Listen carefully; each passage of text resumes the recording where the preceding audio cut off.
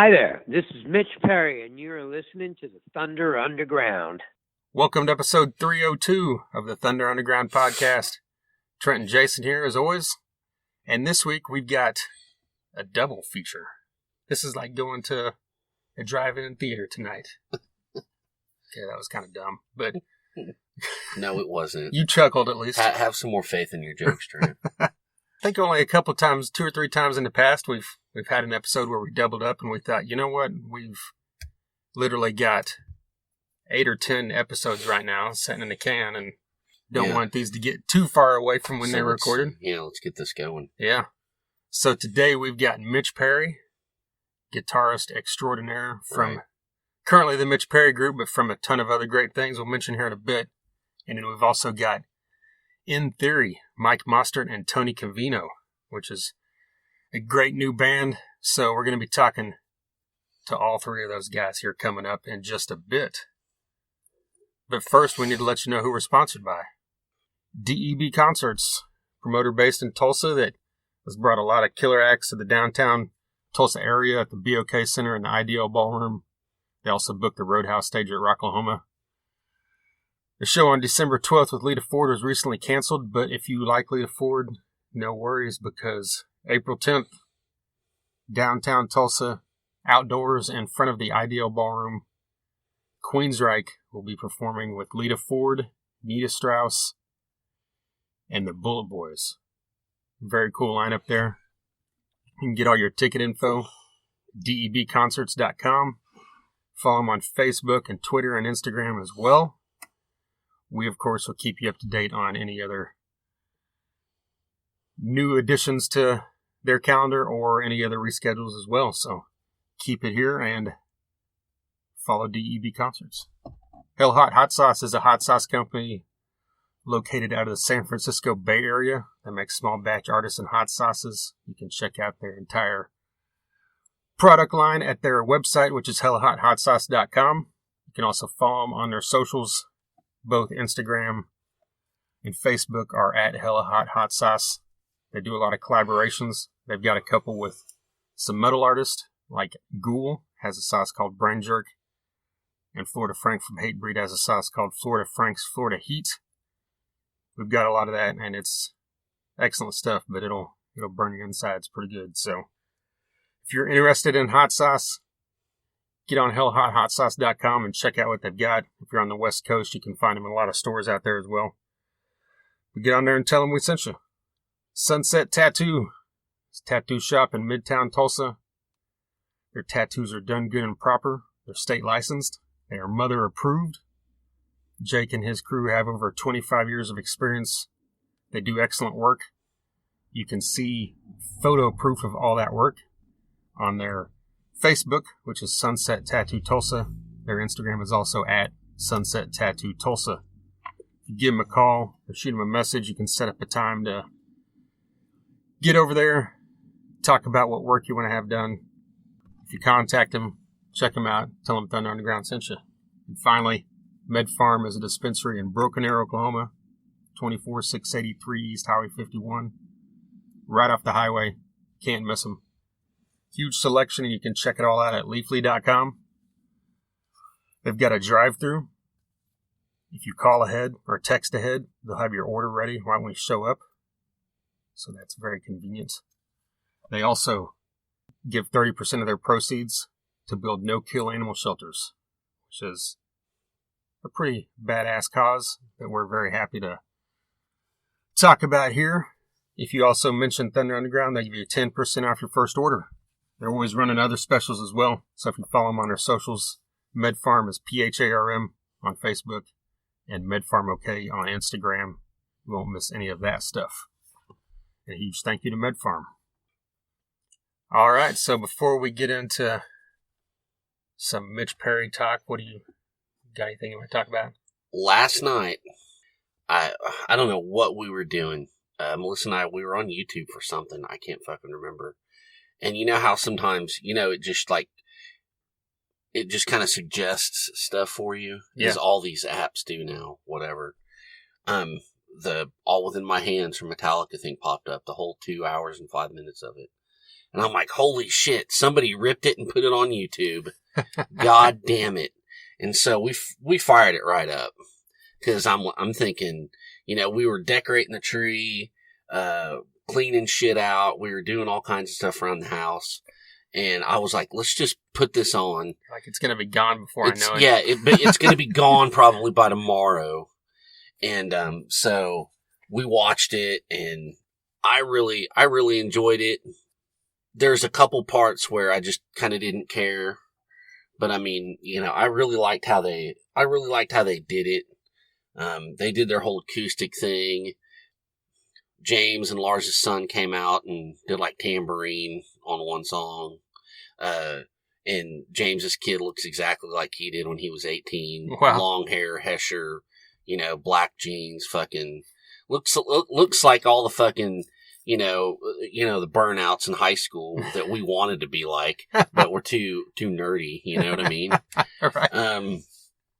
They did a cover of the House of the Rising Sun. Can that? I'm sure it was better than Five Finger Death Punch. Oh well, yeah. I mean, if I could fart out House of the Rising Sun, and it would be better than Five Finger Death Punch. But I never really was a big fucking fan of that song, anyways. Yeah. So I'm like, man, whatever. And then they did an acoustic version of Now That We're Dead, which I was like, I don't know. Okay. But everything else was really cool. They did a really cool acoustic version of Creeping Death. They changed it around, but it sounded really badass. They did Waste, you know, and this is a part where they plug in for a few songs. They did Wasting My Hate, which I don't know why they don't fucking play that every night. I know. It's so fucking badass. That's one of my favorite. Well, it's definitely my favorite song from the Load era. Load and Reload. Yeah, definitely.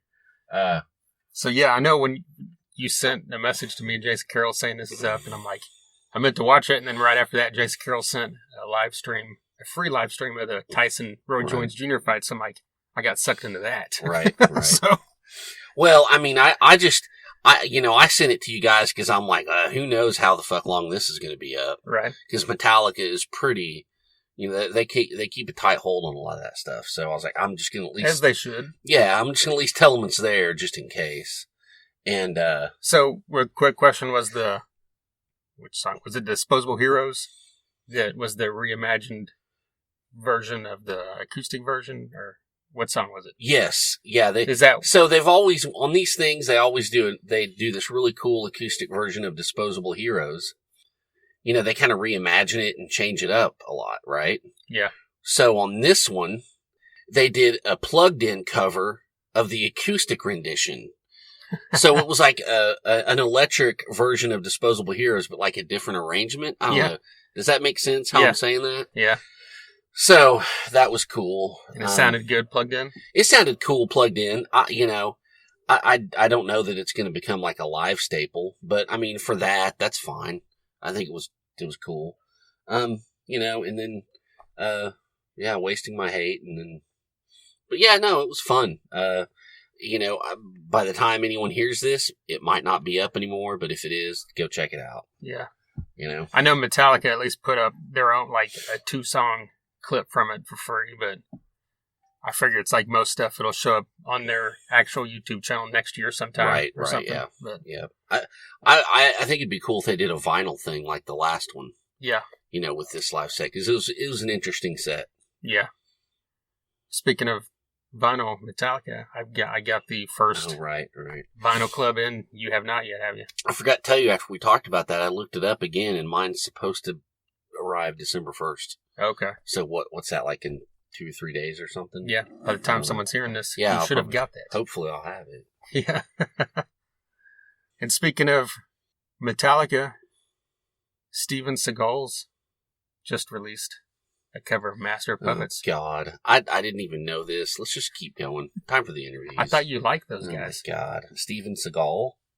Or No, not Steven Seagal. Steve N. Seagal's the band. Oh, God. I must not. You remember them? Not working. Yeah. Okay, I'll the look Bluegrass that up. Band. Yeah, I'll look that up. It came out the week before last, and then I forgot to send it to you guys. And then this past Friday, they released a cover of Money Talks. Nice. Which I thought was a little better. Yeah. And then There's also, I'm just like going down a rabbit hole here, but also on YouTube, that thing I sent you, I should have looked it up. I forgot the dude's name, but he's one of those guys on YouTube that does the reimagined things. Yeah. And he released Master of Puppets if it was written by Typo Negative. Oh, I still haven't listened to that. Yeah. And it's pretty brilliant. I need to listen to that. I mean, this guy does such a great job at like channeling that sound, because I mean, you could probably easily rip off Peter Steele's style voice, but it's hard to duplicate even that guitar sound and keyboard sound. Yeah. But he did the song just completely reimagined. Yeah. Like literally if Typo wrote it, like it's not at all, like at first you don't even know what it is until you hear the lyrics, and even then you're like, that sounds familiar, and because he's singing it slow. And yeah. But anyway, so there's something else cool to check out. I'll check that out. Yeah. He also did Blackened if Rammstein recorded it, and that was pretty cool too. On a totally different note, Mitch Perry has a newer band that just put out their debut album this year called the Mitch Perry Group. He, of course, has been doing this for 40 years now. He's been in Steeler. He's been in Talus. He's been in the Michael Schenker Group. He's played with Lita Ford. He's played with Cher for quite a while. Right, yeah. He's played with the Sweet for, I believe he still plays with them when they are out playing. He's been doing that for this past 6-8 years, I think. Yeah. I know there's probably some other stuff I'm forgetting here. But the guy, he also has solo albums out that are fantastic. And this album called Music Box by the Mitch Perry Group sounds straight up like 70s classic rock. And it's one of my favorite albums this year. So I think everybody should definitely check this out. It's Rolling Stonesy, I guess is a good way to put it. Yeah. With a few other things going on. It's got some different styles, but I think Rolling Stones is a good way to compare it. But Mitch Perry was also on this podcast back on episode 261, and then he was actually on our Eddie Van Halen tribute. Nice. Episode 292, which you're going to hear what he said there coming up in this interview. So I wanted to preface this with saying that like about half of this interview is about Eddie Van Halen, and I want people to know that no, we're not the type of people that sensationalize crap and just talk to someone else about it. Someone else that was talked to Mitch Perry, that we were going to talk to him about Eddie Van Halen for that episode, and then we just kind of turned it into another full interview, because last time we talked to him, the album wasn't out yet. Now it is. So there you go. So let's just jump into this. Here's Mitch Perry.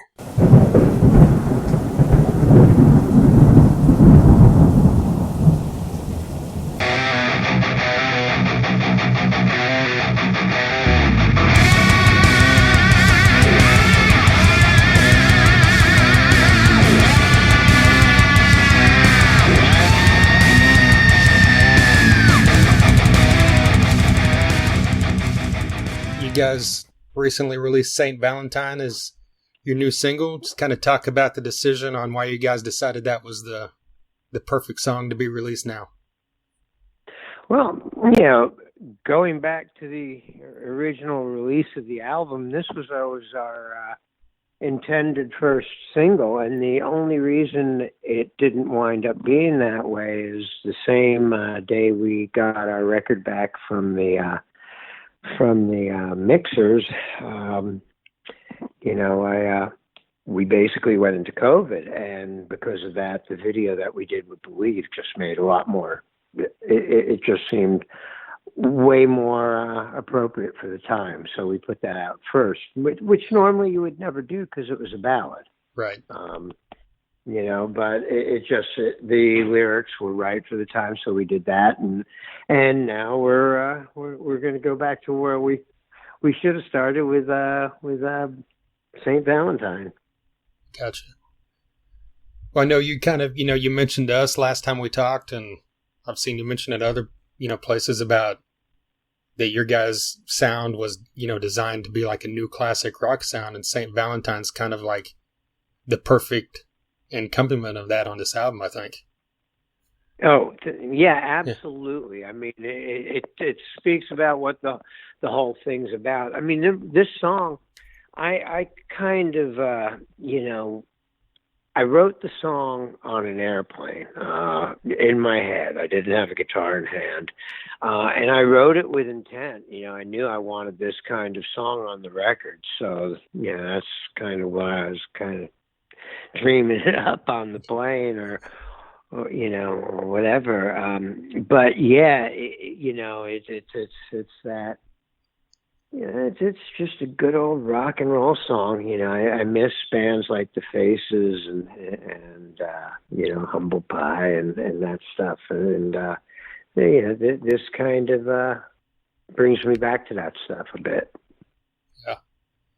Well, you also recently released the video, and I really dug the kind of upbeat comic strip vibe to it. Talk about that. Was that kind of the director's idea, or was that something one of you guys came up with? Yeah, no, that was again the director Ian Fisher, our the same gentleman who did Believe.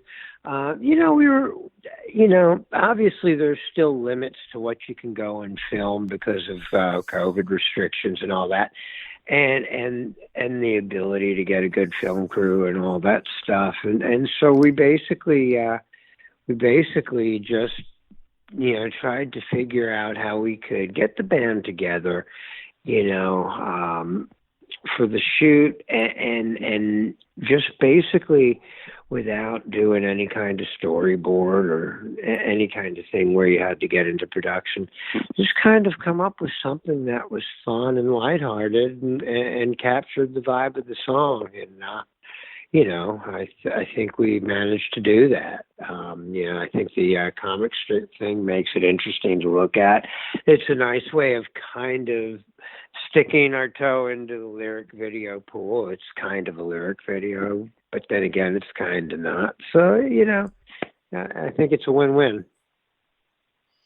Yeah, and like you mentioned, you guys put out the video for Believe, and even though the song's uplifting, it had a lot of different imagery than what you get from St. Valentine. So it's a good contrast in styles from the, these two videos you guys have put out so far. Yeah, no, and I hope we, one of the things, when I get asked about, oh man, it's such a drag that COVID happened with you releasing the album. And to be honest, I mean, not that we would ever wish for this in a trillion years. But you can look at something and go, the glass is half full or half empty. And I mean, I might as well look at it as half full, and I go, okay, we're not able to play. We're not able to do any of the things that we would normally be doing. But one thing we do have is a lot more attention on the net from everybody. So, here we are with a brand new album that one of the things I tried to do with the album was make it something people would want to listen to from start to finish, and keep the quality of the songwriting, way up there from, the beginning right to the end. Because we did that, we can kind of, keep trying to figure out how to come up with these videos every month or so and get a new release. And the songs here, I believe, actually deserve the video. They deserve the attention for it because I think we've got quite a lot of substance on the record. So I'm just looking at it as we'll try and fill up the time until we can get out and play again. As releasing a different video every month and a half or so. So the idea is to keep doing that, like is just as many of them as you can throughout the album?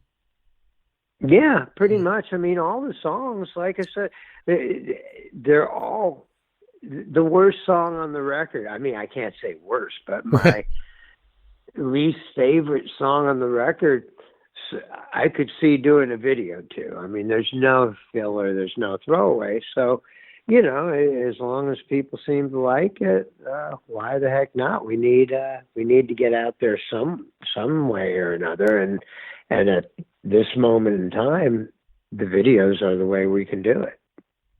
Like you mentioned, I mean, Music Box is strong from beginning to end and across the board, but Keith England's vocals on St. Valentine and throughout this album really kind of set it off. Like, talk about what you think he brings to this album. Oh, he personifies the voice personifies that classic rock sound we're talking about. I mean, it's really funny because when I write the lyrics and melody lines to the songs, I kind of have, it may be Steven Tyler in my head one time, it may be Glenn Hughes, it may be Don Henley. It depends.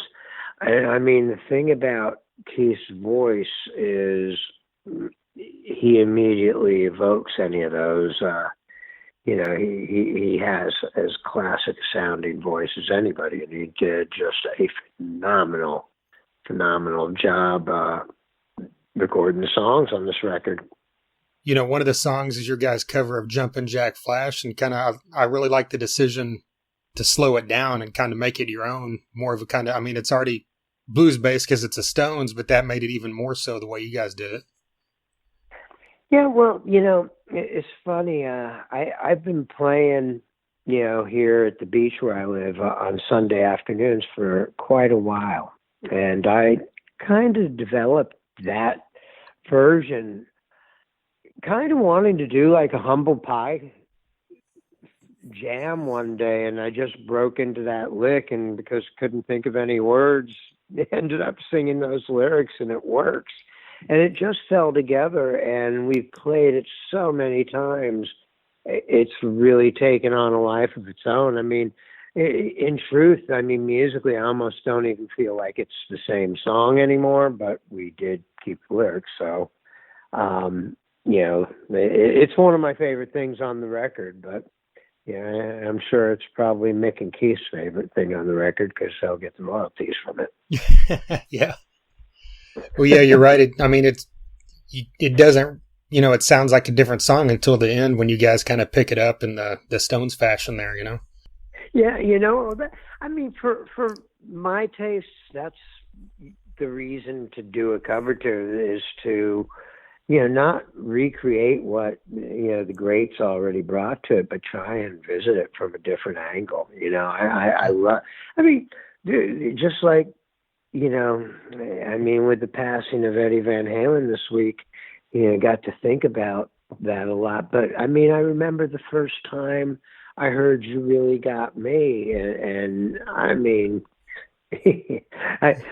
was so clueless at the time. I remember listening to it, going, "God, I don't remember the guitar player in the Kinks being this good."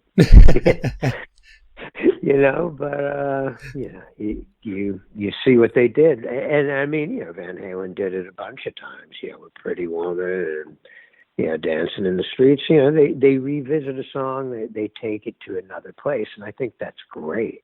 You don't know who actually wrote the song in the band, so you could be covering anybody's song when you do it brand new like that. Yeah, I'm the same way. I've always loved to hear an artist's, own take on someone else's music like that. Yeah, and that's the thing. For me, it's telling a story. The song is a story, but it's how do you tell it, and that's where like I said, different styles, different people have different ways of delivering the message, and that's the beauty in doing a cover tune. Yep. Well, you kind of mentioned, not being able to tour in support of the album, but kind of being a lifelong musician. Like, how do you navigate through a time like this, on the business side of things without shows? You do whatever you can. Yeah. Obviously, people are, doing things where they perform online, where they're doing sessions from home, where they're doing lessons. I'm still giving my guitar lessons here. I'll shamelessly plug those. Anyone want lessons, hit me up.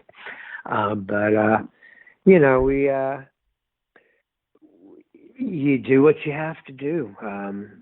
The shows, we're going to start probably doing a few things. I know we just did a live virtual concert for Rock and Roll San Diego recently, and we're planning on playing a socially distanced thank you concert somewhere in Vegas. They've got this going on in a couple of months, so we're talking about doing things. I mean, I've got the band getting together and rehearsing, once a week, just because I want to. I want to, I got to play live just for myself. I mean, even if it's not in front of people, I love playing, and we have a really good place to rehearse, and we all go, and we are very socially responsible and wear our masks and everything. So, I mean, we're trying to take care of the situation as best as we can, but we're also trying to continue to live our lives and create at the same time. Right. Just speaking of your lessons, do you have students that are all levels, or is it mainly people that are already established and just trying to hone their craft? No, what I like to do with the lessons, I mean, I say you can learn wherever you're at, but of course it's more fun to, teach people who are already accomplished on the guitar. I mean, I go, if there's a reason why are you going to learn from me rather than the guy next to me or the guy next to him? I mean, you've got 8 billion videos on YouTube that you can go to for free that will show you how to play any song you can kind of think of. What's the reason for coming here? Well, none of them can look at what you're doing and really refine what you're doing. I've had 40 years of recording experience with the best producers in the world. I know what they look for when they're asking for you to lock in with grooves, where they're asking you for dynamics. So all these little things, subtle tone things that you can do. I mean, it's stuff that that normal lessons don't even usually encompass, and that's where I really have fun doing it, where I get to work with some really good players and do that. But at the same time, if you're a new player, well, that's great too, because that means you've got no bad habits to break. Right. So, I mean, it works every way. But, like I said, I think you'll get a lot more bang for your buck if you bring some knowledge to the game. Right. Being an artist that's played so many different genres and styles throughout your career, what do you think you're most or you're best at as far as when it relates to teaching someone else? I mean, music to me and genres and styles, I mean, it's all the same 12 notes. It's how you play them. It's the attitude. It's the style you choose to play it. But playing music and reading a song is the same. I mean, if you can have an open enough mind, I mean, the basic semantics behind the song, you want something that gets people's attention. You want something that makes an imprint on the psyche. That doesn't change. And putting guitar to that, I mean, whether you're playing thrash metal, whether you're playing country, it's the same set of buttons, that you're going to have to press to get the result. You just do it in a different way. Right. I mean, you kind of mentioned writing the songs like for Music Box. I've always kind of wondered, like when you look at, say, some of your solo work with the instrumental music, like when do you approach an instrumental song and a song that's going to have lyrics and melodies, like do you approach those different, or is it still the same process for you when it comes to writing? I suppose here's the thing. I mean, because any of these songs on my instrumental record, they were kind of written as songs. Now, yeah, they're instrumentals, but the song format, there's a verse, there's a chorus to everything. I mean, you could put lyrics to pretty much most everything that's on the record. So really, I would say I wasn't looking at it radically different. I just didn't worry about lyrics. And when I'm thinking about the melody, I was just singing with my guitar, which is something I try and going back to the lessons, I try and I can never elaborate enough that when you play guitar, that's your throat. You're singing with that instrument. It's your voice, and that's really what you want to think of. The way a singer, uses different peaks and valleys when they sing loud, when they belt out that big high note. Well, man, we just explained what you should do with the solo. You should have these peaks and valleys, and you know what I mean? And have something at the end that just, really is like the payoff. And it's the same thing, if it's playing music or playing solo or writing a lyric. Gotcha. Well, you mentioned Eddie Van Halen earlier, and you guys kind of came up at the same time, and you were already playing by the time, he was on the scene. After you heard his music for the first time, did he have any effect on you in influence in any way? I don't think there's anyone on this planet who heard Van Halen who wasn't immediately.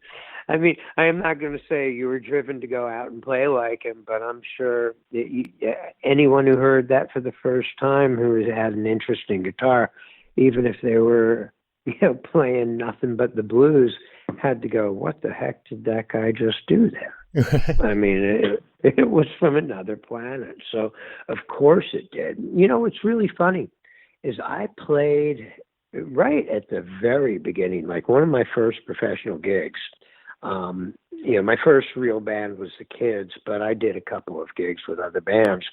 And the drummer in one of those bands was also a guitar player. He actually plays with who is that guy? David Allen Coe. Okay. But he showed me that tapping trick like way back in 1975 or 76. Now, when Van Halen came out, it wasn't, until 78 that we heard that. And remember, we didn't have the benefit of YouTube. We didn't have the benefit of MTV even. Unless you were going to a Van Halen concert, you had no idea what he was doing on that guitar. Yeah. And it was really funny because when I first saw that trick from my friend in the previous band I was talking about, I immediately tried to play it, and you tried to do it and fumbled over it and went, that's a lot of work for nothing, and put it away. But it never left my memory. And when I'm trying to pick out Eruption, I put two and two together, because I figured the third triad that Eddie plays in Eruption, you can't really figure that out, how to play it on guitar without tapping. And I put the two and two together. So it obviously affected my playing. I mean, I started tapping, and, even though Van Halen was the reason, not everybody had seen Van Halen do that. So, but I kind of, I totally got it because of Eddie. And I did it a lot when I first started playing, until Pat Thrall took an interest in my playing. And one thing he said to me, he goes, man, you do that great, but you should stop, because you're going to sound like every other guitar player. He goes, when you get to LA, you'll see what I mean. This was just before I came out here to play with Alfonso Johnson, which Pat had hooked me up that gig. And he was right. I mean, you had a world of incredibly good guitar players, and who'd all been getting schooled on that stuff. But, I kind of laid off of it again until I wound up joining Talus. And there was no way I could look across the stage at the amazing stuff Billy was playing and keep from tapping my own neck. Right. Earlier in the 2000s, you did that little guitars cover for that tribute album. Like, how did you approach that, as far as, like, not, so you still sound like Mitch Perry, kind of like we talked about earlier with Jumpin' Jack Flash? Yeah, You know what? I didn't really approach it that way. I just tried to do a good representation of it. I mean, this is it. I did that song. I did that song because, I was asked to, and it was paying, homage to one of my heroes, and I was playing with some great players on it. But if you had asked me to cover a tune, would I have ever picked that? And I would have said no. And you would have said, well, why? And I would have said, what the hell am I going to do to this song to make it better? Yeah. I mean, the smart generals don't fight battles that they're not going to win. So, that would be something that I would have never covered. But in this context, doing it for a tribute album where most of the guys on the record were basically trying to go and honor the sound and the style of Eddie, I did my best at trying to do that. Of course, I got to do it, as you said, on little guitars. So that was a challenge, but I'm pretty proud of what we did. Yeah. Throughout your career, did you ever play any shows with Van Halen, or at least see him live as a fan? I saw them, a number of times. I never played on the same bill with them, but I did see them a number of times, and like I said, I was not I wouldn't say, I couldn't say I was a friend of Eddie's, but I've been fortunate enough to meet him and get to talk to him a couple times. So, I tell you, it's been over a week, and I'm still, everything seems a little flat, Whatever your opinion of music, I mean, the guy is undeniably the most influential guitar player, and for me, I mean, I just think what he created was mind-boggling and amazing, and in the retrospect, of thinking about it this last week, I'm more blown away now than I was a week ago. Yeah. He was really something special. Yeah, it's been really cool to see all, musicians across the board, just talking about stories of whether it be them, their interactions with him or just their favorite music, that kind of thing. Yeah, no, and it really has. There's been some really neat things, and just going back and revisiting, some of the old recordings, like I listened to those demos that Gene Simmons did with the band in 1976, and listened to a live concert from Fresno in 1978, and it's just mind-blowing how those guys knew what they were doing and knew where they were going and had their sound way back then. Eddie was taking that guitar to another place so long before any of us even had a clue. Absolutely. All right, man. Well, I appreciate you taking the time with me today. Oh, my pleasure, and thanks for giving us a chance to do that. There you go, Mitch Perry of the Mitch Perry Group.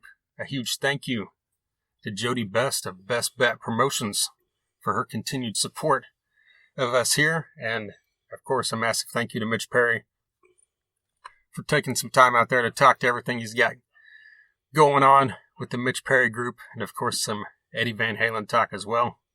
If you liked what he said there about Eddie Van Halen, check out episode 292 because it's got a lot of other great artists on it, like Robin McCauley, Mark Slaughter, Frank Hannon, Paige Hamilton, Jim Wilson, Eddie Valise, a host of other great people. So look into all that, and of course check out Mitch Perry's 2020 album from the Mitch Perry Group, Music Box. If you love classic rock, you're going to love this thing. All right, so we just jump into the next one? Right on. All right. We've got an interview now with Mike Mostert and Tony Covino of the band In Theory. Mike was actually on this podcast earlier this year, episode 257. Talked about this back after we first recorded that, or recorded this new interview a few weeks ago. But we recorded our first interview with him before the pandemic started, and then it was actually the first episode we released during the pandemic because I pulled it up, and that's what we were talking about. I think we had took 2 or 3 weeks off because I was out of town and all the crap that was going on. But all hit, yeah. So here we are, still in the middle of it. Yeah. Mike Mostert helped us kick off the Thunder Underground era of the pandemic here, or the pandemic era of the Thunder Underground podcast. And here we are 6 months later or more. Actually, because that was March, so I think 9 months later. And I'm sure next March we'll still be dealing with this as well. But yeah, unfortunately. Yeah. But like most interviews from us or anyone anymore, that subject always comes up somehow. Mm-hmm. And it comes up here with Mike and Tony. When Mike was on here last time, he was promoting the Go-Go Family Tuner album, or the Go-Go Tuner Family album. Sorry. Mike is the owner of Go-Go Tuners, which a lot of great guitarists use, and that album has on a ton of his guitarists that are on his roster, and of course some other musicians that aren't as well. And Tony Covino was on that album on a couple songs, and that was kind of the debut of In Theory. And now they've got a couple other singles out. We played Heroes a few weeks ago. They've got more coming, so let's just get into this and hear what they have to say about all that. Here's Mike Mostert and Tony Covino.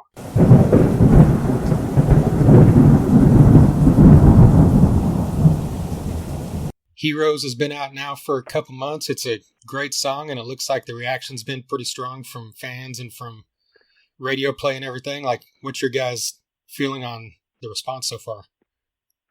Yeah, so far, everyone who's hears it loves it. It's a great song. From what they're telling us, that they like it a lot, and we're psyched about that because that's obviously the reaction we wanted. So far so good. It's been positive. We're really proud of this song. This one, these next set of songs up the new up and coming In Theory record, and Heroes is the first single. I call it in a lot of ways the pandemic. Record or the pandemic single. It actually, because of the nature of the world and everything, it just it locked everybody away. And then Tony and I just really worked on our craft as singers, guitar players, writers, and producers, and really want to elevate our game to be in a way like a contender, like to be a really great band. And so this really gave us the luxury, as time is a very precious thing to get. And Tony and I were just very, very fortunate. For almost 4 or 5 months, we got to write almost like 70 songs, 80 songs, and narrowed it down and fine-tuned it, and just really just worked our asses off just to make something that we thought was making a statement of, here's a great band, and here's something different. Yeah, that was kind of one of my questions, because last time we talked to you, Mike, back in January, you were talking about how you guys were going to record in early spring, and so this pandemic kind of changed your timeline, but I guess in a positive way? Oh, originally, I was going to bring everybody down to Muscle Shoals and do in one aspect, like an old school recording, like how the Beatles recorded or Led Zeppelin. I think we spoke about that in the last interview.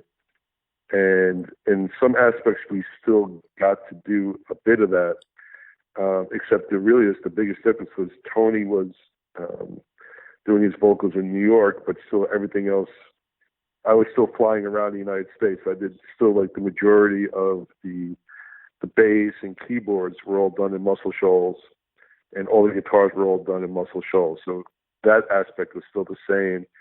And on, I think, the first 2 songs, we did the vocals out in California, the background vocals with some of the Stevie Wonder folks, Felicia and Stevie Wonder, and then we also brought in Andy Sinisi from Missing Persons as well. On that's what you hear on Heroes.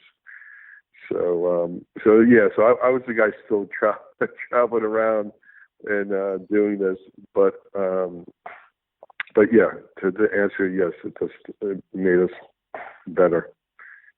And there you go.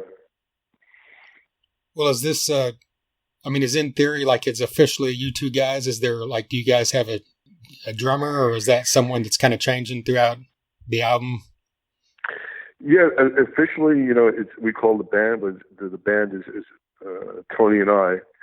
And then depending on the, of course, we wanted continuity of the sound of the band, but we do have different drummers. And so in a lot of cases, in the case how we're doing it, we have an East Coast drummer and a West Coast drummer. And our West Coast drummer is, Andy Sinisi from Missing Persons, and our East Coast is Justin Holder from Muscle Shoals. And Justin's recorded probably close to about 1,000 records. He's probably been on. You probably heard a lot of records that the guy's been on, and Justin's been on, I think, 2 of our tracks, and Andy's been on 2 of our tracks. So it's sort of divided like that, but there's definitely still there's a continuity of a band, which is what Tony and I want to keep. But at the end of the day, it's still the vision of Tony and myself. Well, when we get to that point where you can do live shows, is it going to kind of be the same way like East Coast and West Coast as far as who's performing with you, or will you kind of worry about that when the time happens? Well, what we're going to do is, I think we're going to do our first official launch in Muscle Shoals, because I think this is one of the rare places that we could do this. In the United States, especially like in New York or California or a big city, even though there has been the pandemic, they are still a little bit jaded, as far as coming out and seeing bands. It's almost like if you're a cover band, you can get a big crowd, but if you're doing something original, unless you're a big name, it's quite, or if you're signed, you're not going to get a big crowd. Here, it's quite different, where we know, we're going to try to combine, because basically we had Clayton Ivey do keyboards on our tracks, and he sold about 400 million records, and he's a Muscle Shoals legend. And Justin Holder is a Muscle Shoals legend. And on 2 of the tracks, we brought in what they call a Shoal sister. She's done on saying on 1,000 records or so. Again, anybody from like Linda Ronstadt, Paul Simon, the list just goes on and on. But what we're going to try to do here is it'll be the launch of, in theory, the band, and we're going to do a big theater production, and of course, invite DJs all over the world and stuff. But we do think it'll be a huge event, and I know Fox wants to come down and film it and do a documentary behind it. We have the local radio behind it, and of course, just the local legends by themselves. When they play by themselves, they can sell it out. But the fact that we're bringing in, I call this Tony's like this unknown entity, and everybody's heard it down here, the legend, so to speak, or they're all freaked out to hear or to hear Tony live. And then you add, of course, the Stevie Wonder folks, and the other. So we're going to try to do a bigger production and combine, a couple of projects in one, where it'll be sort of like a go-go thing, but the debut of in theory, like really live. But what we're going to do is we're going to alternate drummers, so I'll have both drummers there, depending on what song they played on the record. Yeah, that's something definitely to look forward to. Is this, do you guys have a timeline as far as the album? Well, fingers crossed. Right now, I think we have, Tony, 5 songs in the can? 5 done? Yeah. I was just saying how we have 3 that still need to be, polished up as far as mastering, and one is 100% done with mastering, and then we have 2 that are done recorded. One needs to be mixed and mastered, and the other one just needs to be mastered. So we have 3 in the can, and me and Mike are currently writing the next batch. So we could have 3 more songs out in a matter of a couple of weeks, and then once we start working on I thought the River song was mastered already, right? Yeah. That one's complete, and all right. So and there's another song, Memories, that's mixed but not mastered, and then there's a song we just finished, Right Where We Belong, which has to be mixed and mastered. So, it could be, I mean, listen, it's all on our timeline and the studio's availability. It could be, we could have it done in a week, or depending on everyone's schedule, as far as getting in the rooms and having the people mix it that we want to mix it. It could, be up to a couple of weeks, but we have 3 done, and we're currently, I think we're going to start up this week of me and Mike just starting a process of coming up with, nurturing the next set of ideas. Right. Well, coming up with our next 70 pages of songs. Right.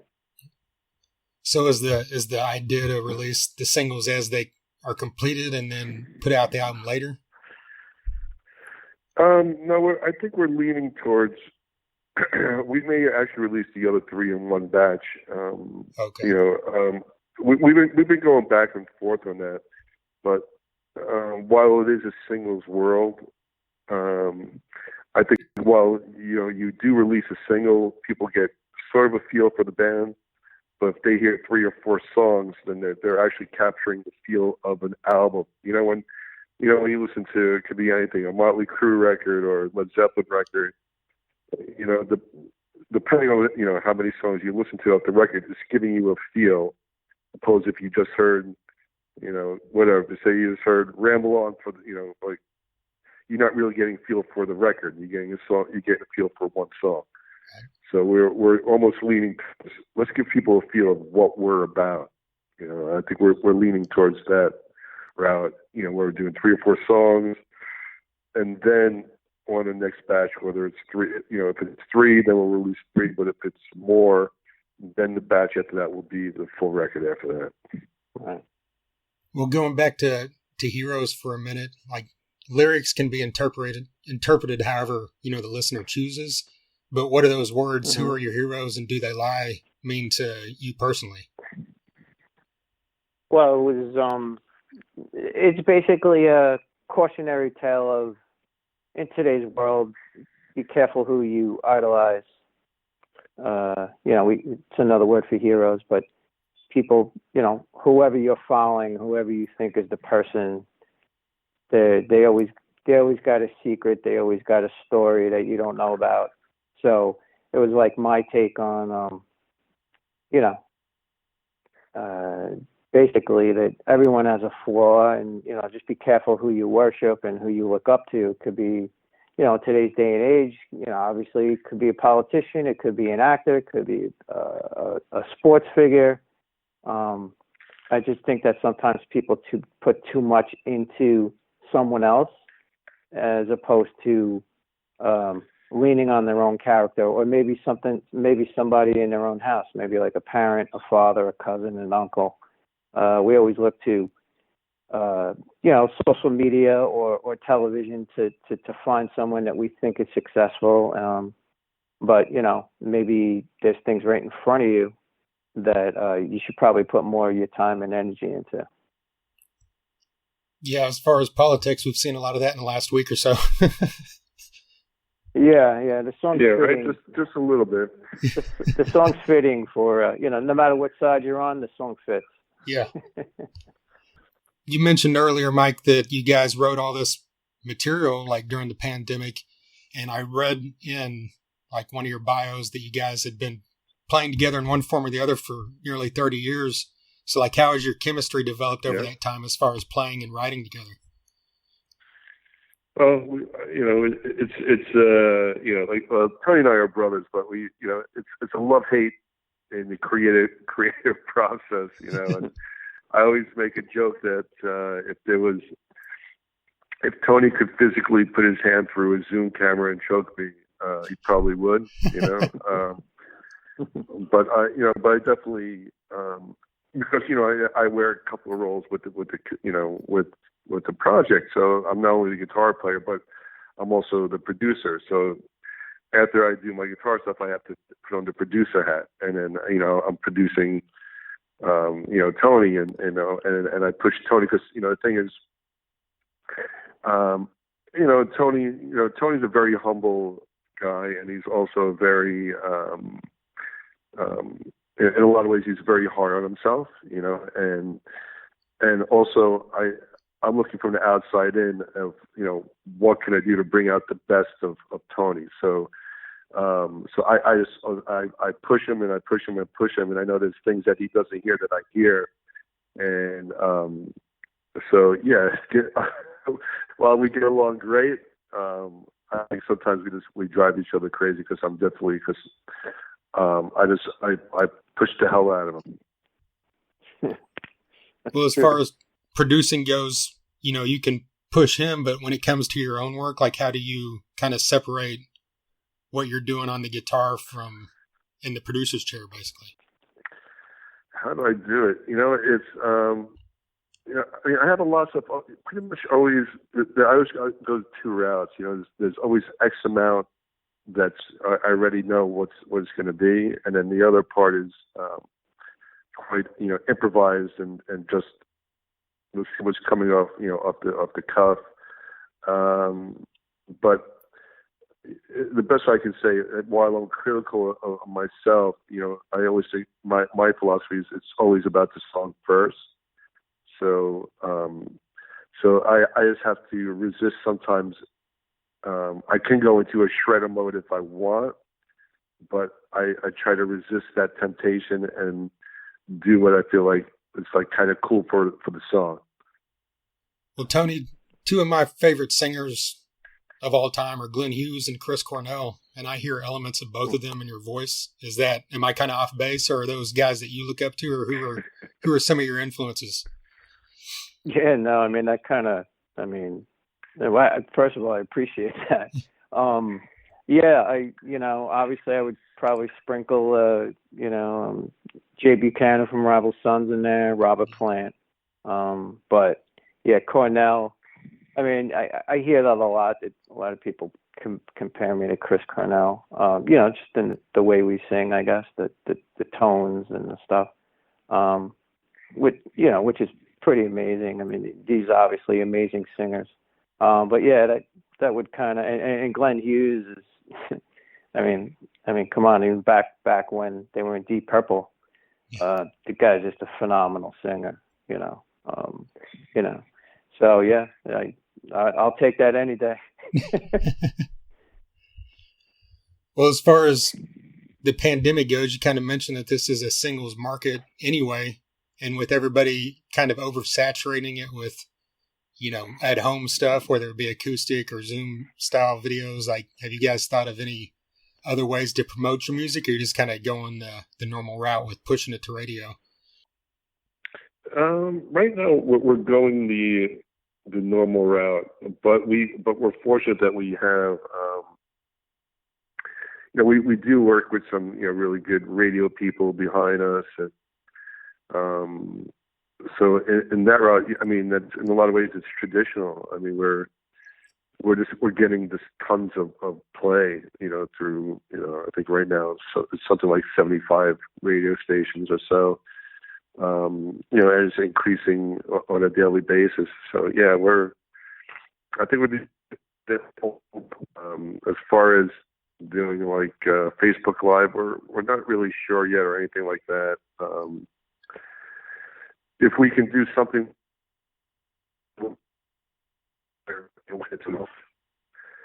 down here in Muscle Shoals, to get that live stream would be one of the goals as well.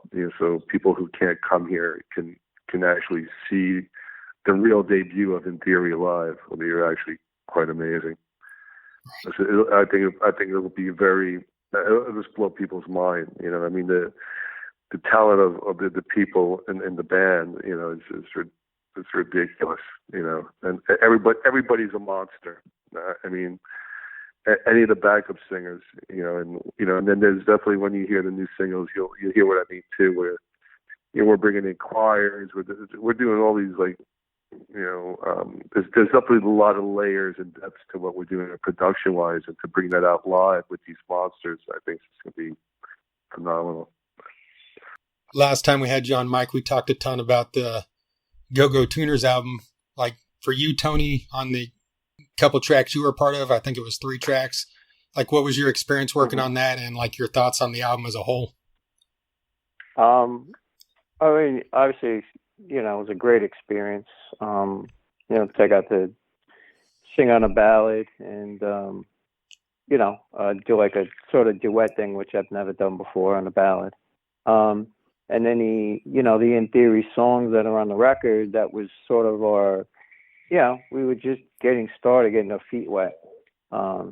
So, that was like the beginning of it. But the experience was great. I mean, and to be on the record with all these other people who are well known and amazing players, it was an honor to be on the same thing, the same record with those people. Well, as kind of tough as that was, Mike, to get everybody involved with that first album, like, does this pandemic like give you thoughts of shooting for a second one now because it might be easier to get people involved? No, you know what? I obviously like In Theory is my baby, and then I'm also doing a record with Lanisha Latimer from Stevie Wonder. She was on the Go-Go record, and she was actually on 3 of the songs. She's singing the harmonies with Tony on Heroes. In fact, she's the backup singer on Heroes. So her and I are working more on like an R&B type of project. But it could have easily went that route. Like if I wanted to, it could have been like, oh, let's add one In Theory song, one with their one. But it wouldn't be easier just to know like how I'm wired, and how I like to be, in a very nice way. Some people call it controlling, but I just call it, hands on. And while there's a great technology, and look, people record, Grammy-winning records from their bedroom. I mean, right? Billie Eilish has got 10 Grammys to record the record in her bedroom. And while the technology is so great, I still like to be there in the room and getting an interaction and give my feedback. So if I was going to do another Go-Go record, I would still, no matter where they are, just like on the first one, I would still have to fly all over the country to do it, or all over the world to do it. So no, so I don't think it would be easier. Gotcha. Outside of all the work you guys have put into In Theory this year, have you spent your personal time during this pandemic? Well, for me, it's been, I call it actually like, as far as, I just wanted to just, that's why I can say it, into this amazing like learning phase where I just wanted to learn everything, not only just musically, it could have been anything, even guitar-wise. If I heard somebody finger pick something, I heard a lead, or I hear a record, I'm like, how did they produce this? To studying, like quantum analytics, to reading, more like Sun Tzu, and reading on just anything I could absorb to learn. I just wanted to learn. I just felt like, all right, like time, like I said earlier, time is such a luxury that I really just wanted to learn and try to become a better version of myself, or a more well-rounded version. Because when life puts you back in the rat race, you won't have that time anymore. Right. So what about you, that's Tony? sort of what I've been doing. With me, I just sort of like, well, obviously, immerse myself in what we're doing with the band. And also on personally with, singing, I'm constantly trying to get better at my craft. And, there's a lot of stuff that I sing that is sort of like, I just sing to sing, just to keep my chops up. But it's all basically in my own studio. I do that. Plus I got 2 young children, 9 years old. I got 9-year-old twin boys. So, I bring them to school and pick them up at school. So it's kind of cool because I can do my music, and, I could be around for my kids, and, it's you got to take the good from the bad, right? That's kind of a positive thing. So, that's basically that's basically what I do. Anybody has small kids, they know it takes up a lot of your time, you know. Right. Awesome, Yeah. guys. Well, I love the new single, and I'm looking forward to the next ones as they come, and I appreciate you taking the time with me today. Thank you. We're the ones that appreciate the time and thanks for the support and playing it. Yeah. The kind words on the single. I'm glad you really like it. Like you said, it's been definitely a work of hard labor and a lot of love and pain, and Tony choking me to put this thing out. So I really appreciate that you like it. Absolutely. Yeah, thank you. There you go, Mike Mostert and Tony Cavino of In Theory.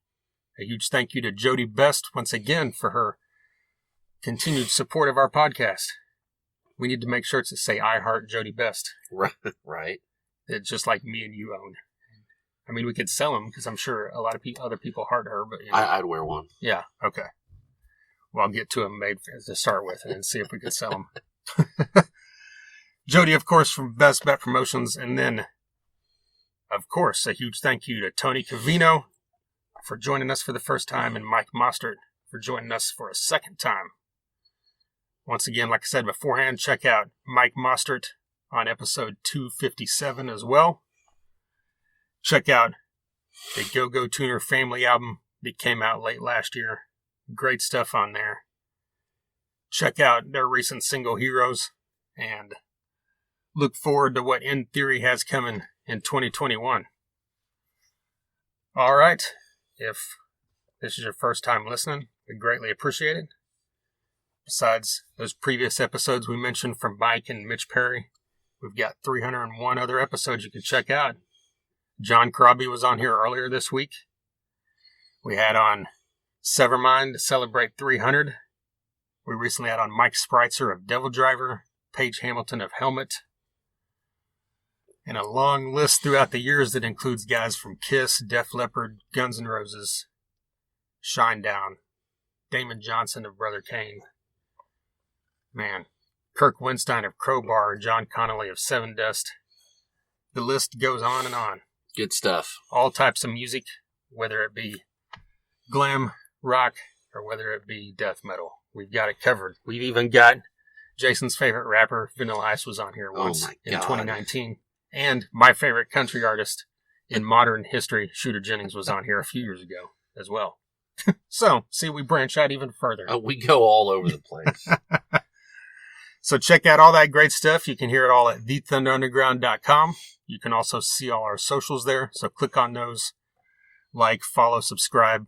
YouTube is at The Thunder Underground. Subscribe there. We have recent reviews of albums from Hatebreed, Dark Tranquillity, Alter Bridge, Napalm Death, Metallica, Saul, a lot of other great stuff. And speaking of Hatebreed and Dark Tranquillity, those are two bands that will be featured here in the coming weeks on this podcast. Definitely.